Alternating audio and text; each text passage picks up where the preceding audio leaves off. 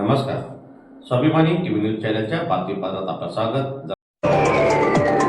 देवपुरातील आरक्षित भूखंड हडप करणाऱ्यावर कठोर कारवाई करा. धुळे जिल्हा अधिकाऱ्यांना नागरिकांचे निवेदन. धुळे शहरातील देवपूर परिसरात असलेला सर्वे नंबर 76/2, 76/1/4 आणि सिटी सर्वे नंबर 829 वरील आरक्षित ओपन पेसवर बेकायदेशीर बांधकाम होत असल्याच्या विरोधात स्थानिक नागरिकांनी तीव्र स्वरूपाची नाराजी व्यक्त केलेली असून भाजपाचे नेते गोपाळराव केले यांनी मनमानी करत सदर भूखंड हडपण्याचा प्रयत्न केलेला आहे. हा भूखंड कॉलनीतील नागरिकांसाठी खुला असावा.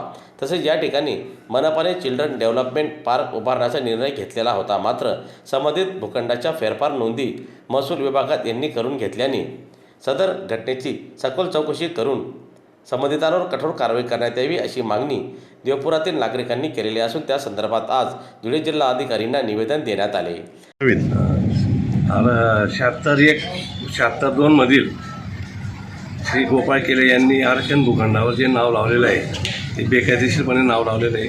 त्याच्यात नगर भूमापनवाल्यांना आम्ही पुरावे गोळा केलेले आहेत. त्याच्यात त्यांनी कंपाऊंडवालचं काम चालू केलेलं आहे. आता सध्या आमचे ते कंपाऊंड ते आरक्षण मोकळे करण्यात यावं, त्याच्यावरचं विकसित करण्यात यावं, बस एवढं आमची मागणी आहे.